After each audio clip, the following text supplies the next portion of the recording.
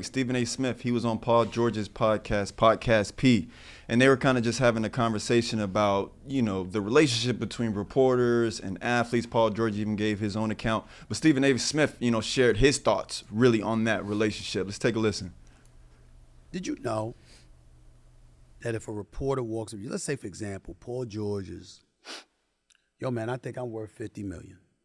I want this contract. And then you struggling. Do you know that if that reporter goes up to you and doesn't ask you about that, the editor's like, come here. Why do I have you on the beat? You going home. You got to understand that everybody has a job to do. A lot of times, particularly if it's a beat writer and it's somebody that's in that locker room after every game and is talking, is cultivating a relationship with you, they know you, so the last thing they want to do is come up to you and ask you that question. They have no choice because their job is on the line. And no matter how bad your game was that day, your contract guaranteed. And it's for a gazillion times more than that journalist made. You got cats that, and they're going to remain nameless as players because I'm not going to do that to them. But when I went hard on a couple of superstar players, I happen to know for a fact they tried to get a couple of journalists fired. And it's because the journalists asked them about something that they were hearing. And they brought up the brother. But when Woj reported it, or Shams reported it, you ain't say it. Now, see, that's when Stephen A., now that Bronx, that Queens dude comes out. Oh, so we going to call a brother out making 75, 85, maybe 100,000, that they can wipe off the map in a heartbeat, and you know it. And you would do that to him. But the white dude, Woj, Shams, whatever, and I work, Woj and I have a good relationship, respect the hell out of him. He's the ultimate insider, stuff like that. Shams does a great job as well. I'm not throwing no shade on them. Right. I'm saying, I'm watching the athlete. You said nothing. You said nothing. Stephen A. has something to say, didn't he, Ashley? What are your thoughts on this? Okay, we'll go to me first. I was going to pass the rock to Brandon first, but that's okay. Pass it to him here. Okay, Go ahead. Go ahead. No, don't bat it back. Here, catch it. Go. Pass it back. Passing it back. Hey. I'll say this. Stephen A. Smith is evolving. Okay. I like Stephen A. Smith. Never forget being on, and here's my disclaimers for what I'm about to say. They ain't gonna be harsh or nothing like that. If I call him right now, if he's not on the air, he may pick up. If he don't, he'll call me back. When I first got on FS1 a couple years ago, I was doing, a daily show, and, we were on right before First Take. He would call me maybe once every 2 months and be like, yeah, I like this. Why you let him do you like this? You should have blah, blah, blah. Like, a lot of respect for the OG. He sat on our podcast. You see him showing love to other guys. Mason Cam sat down with Paul George, right? That's a lot of love. I say that because it's like a water-shedding moment happening in media. Stephen A., there's a lot of athletes that feel some type of way about Stephen A., right? You got to have thick skin listening to Stephen A. if you're an athlete and you're not balling or you get in trouble, et cetera, et cetera. So I'm saying that because I see Stephen A. evolving, trying to get with the times. I'll say ESPN is dying. They'll always win from a live game standpoint, right? You got to have big pockets. That's a different game. But athletes rather go to people rather sit down with Paul George than go to ESPN and talk about the same thing, or all the smoke, et cetera, et cetera. So you see Stephen A. He wearing chains. Stephen A. is 55 years old. What are you wearing diamond chains and shades and, the way he's talking, when have we ever heard him curse? He can't curse, at ESPN. So I like what he's doing, right? Because he has to evolve so he doesn't die like all these other traditional outlets and all this traditional BS the way we've been covering athletes and sports for a very long time. So I know I didn't really answer the question, but I look at this because I'm studying how people are moving, whether it's networks and talent. They trying to get with the times. And that's what I see from Stephen A., whether he's on other people's podcasts, he's doing his own thing with First Take, because, there's a lot we can say about them as well. A lot of people in chat are saying ESPN is a dying breed. Yeah, it is. A lot of people. It's the fact of the matter. It is. A lot of respect for them. They still do a phenomenal job. I think a lot of us, even myself, still watch, parts of it. But there's other people doing some cool things. We have YouTube now.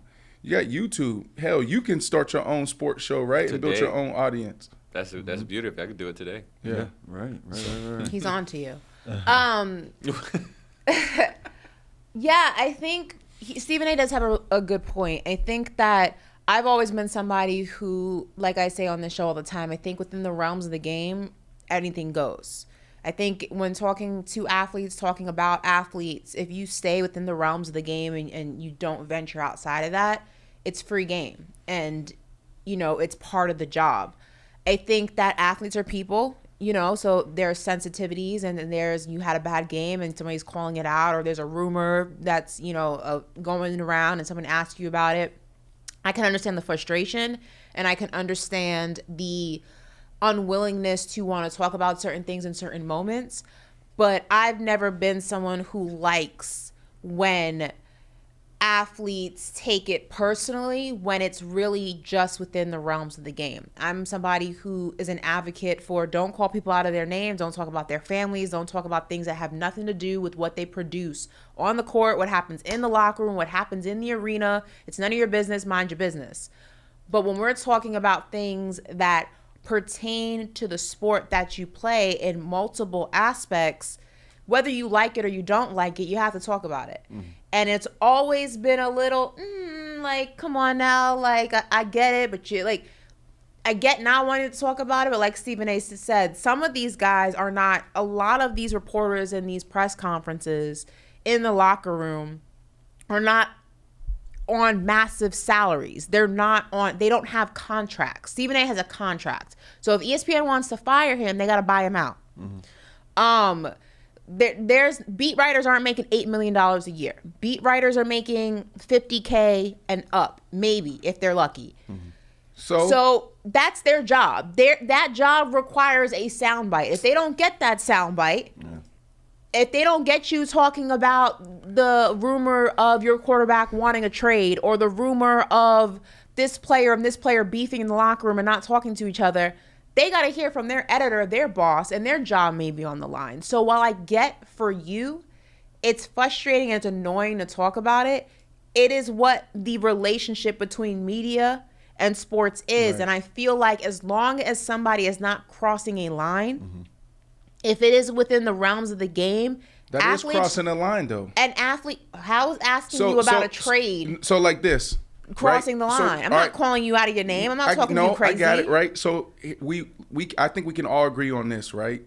Handle your business privately. Zach Martin just did his deal. Zach Martin said that Jerry Jones appreciated that he didn't make it a public thing, not even responding to Jerry Jones when Jerry Jones said, I got to save this money for Micah Parsons. So can we all agree that in these contract negotiations, asking for trades, it's probably best to do it privately?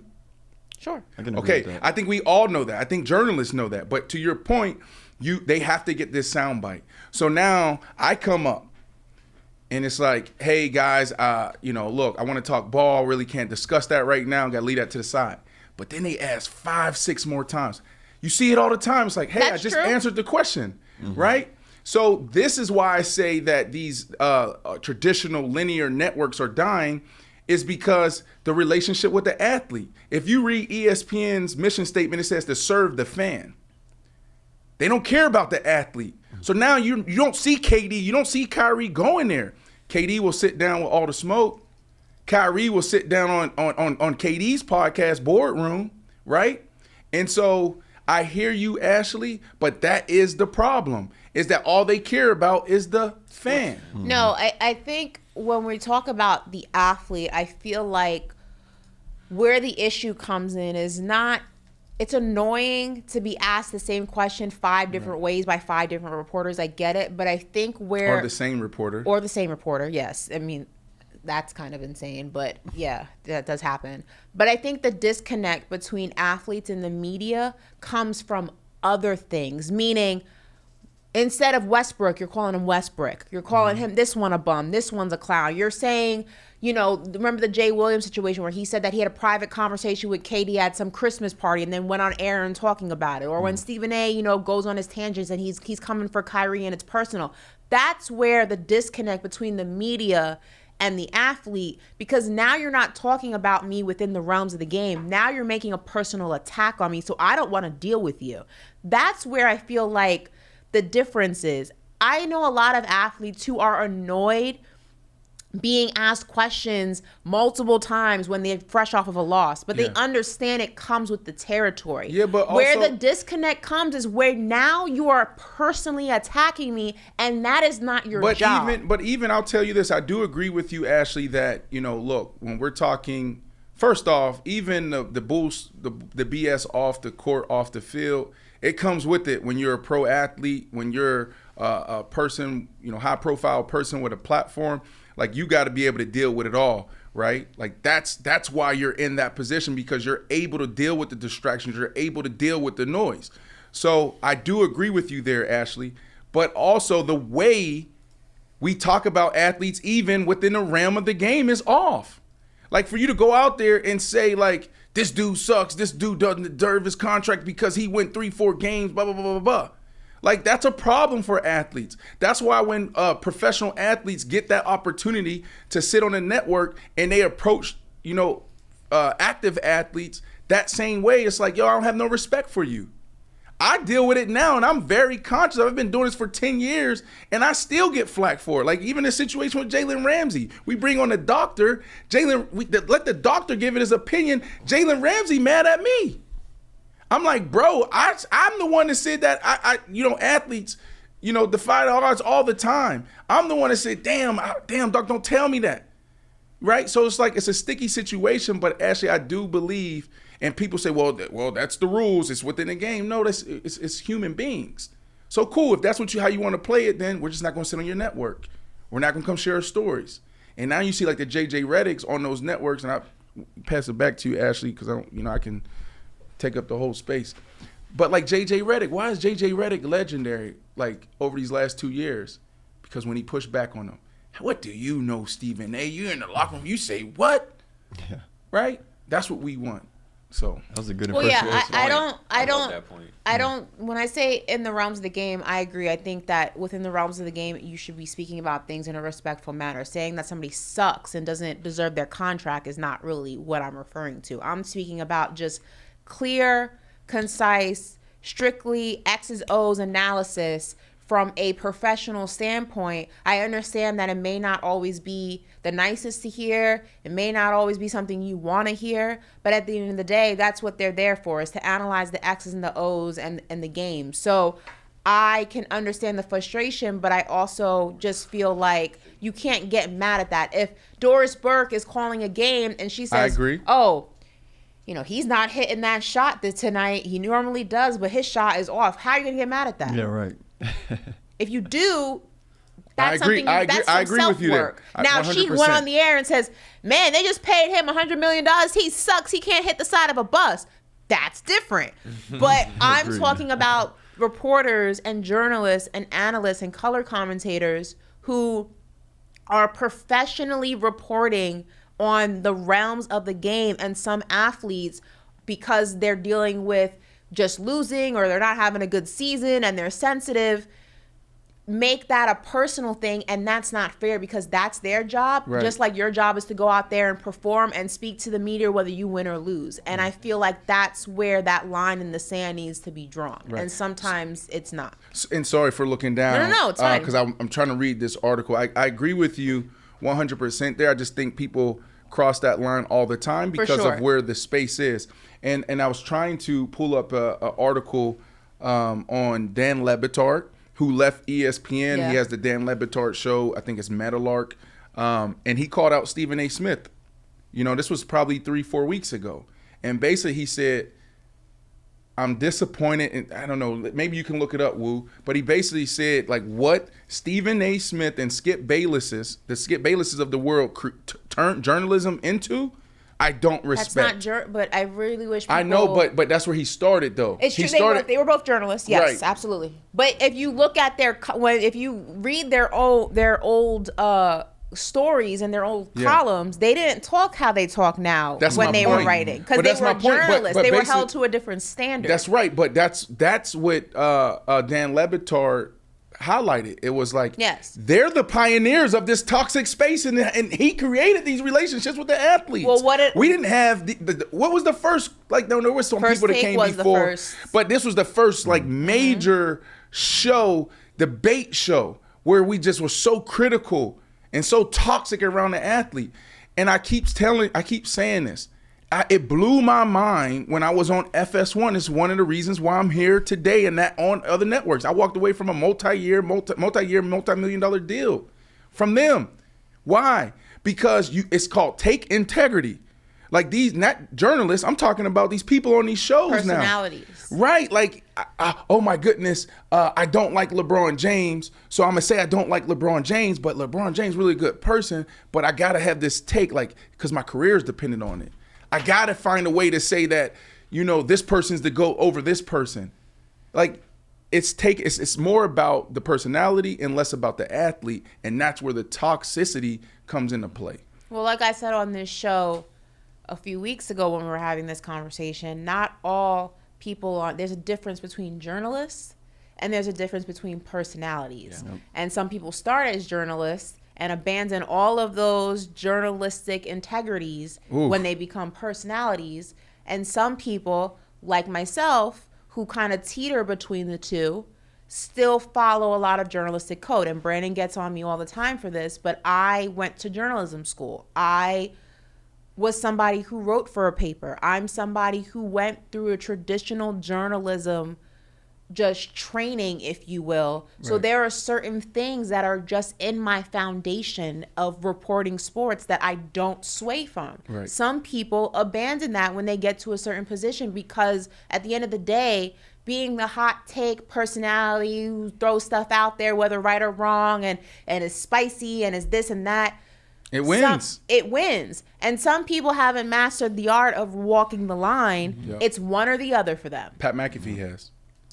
Listen, really quickly, listen to this, Ashley. I found, I don't know if you found something too, but you all sold out. Every single one of you. Stugotz said, whoever Stugotz is. Stugotz. Stephen A. Smith jumped into the circus tent. I don't blame him. Why he do it? Because he had to do it. You have ditched journalism a long, long time ago because why? Survival of the fittest, what you were just saying. Mm-hmm. Dan, you have to change with the times. Dan Le Batard responded by saying Stugotz was being very absolute about his views on sports media. Oh, Stugotz is his co-host. Oh, is it? Okay. Yeah. About his views on sports media, the former partner in the Interruption host claimed he wanted to do things differently on ESPN and that he didn't want to do debate shows. He even defended Smith by saying that he does do an incredible journalism job outside of the opinion-heavy debate show format. So I don't know what you found, but... No, I found a shorter take. It was just Le Batard saying, I hate what you two have done to sports television, but the response is what I really wanted to bring up, which was Stephen A. saying to him to sit up there and say, me and him, what about you? Where the hell were you living under a rock teaching at Miami University? You were a part of it too. You aren't innocent. Yikes. So that was his response in March. And that's why, Ashley, that's why, like, and everybody who's been watching the show for the last 20 minutes, that's why I said, like, Miami University in Ohio. I couldn't even answer the question because it's like there's so much going on in sports media right now, right? There's a watershed moment. There's a lot of disruption, and you have to evolve. And I see Stephen A. Smith evolving, being cooler, being more friendly, right? But still being strong. Like he's like leaning into, I'm an OG in this space, and I got relationships. Remember we sat down with Shaq, and Shaq said the same thing because I asked Shaq. It's like, man, like as a player, how do you feel comfortable talking about these guys this way? I'm trying to give them the information, right? Remember Shaq said the same thing. I'm Don't trying you to give think him the that information. there's a point though? Like I can understand Stephen A. trying to turn over a new leaf, and some people trying to turn over a new leaf. But correct me if I'm wrong. Obviously, I've never been an athlete. Only in my mind have I won a Super Bowl and an NBA championship. You're gonna win one this year, and a World Series. I'm a three athlete. 3-sport athlete. But I would believe, just from a humanistic standpoint, that like yes, like a Stephen A. can change or try to change, but as an athlete, aren't you already like, nah, I'm cool? Like it's not like you gonna all of a sudden like flip how you're like dealing with him, and you're gonna now like invite him to your party. Like, isn't it kind of like the damage is already done? Like yes and no, because he is an OG. He has respect, right? Like we had him on the show, and I'm having this conversation because we had it with him. We had some real questions. Right, but like he sat on our show, right? He'll answer my call if I call him. He sat on Cam and Mace's show. Paul George had him on his podcast. He's done other podcasts, right? So I say that because he still has great relationships with athletes. It's not all bad. So I think it's bigger than just Stephen A. Smith. Now more people are on YouTube than they are watching ESPN, FS1, or any network. It's everybody that's dying there. There's more creators. There's more people with opinions. We're following people's takes on Twitter, on Instagram, et cetera, et cetera. So I just think that, it's kind of too late. Like now what they got to do is trying to adapt. How do we participate on YouTube? How do we be cool on TikTok and Instagram? And so the space is just changing for me, Ashley. I feel that. Yeah.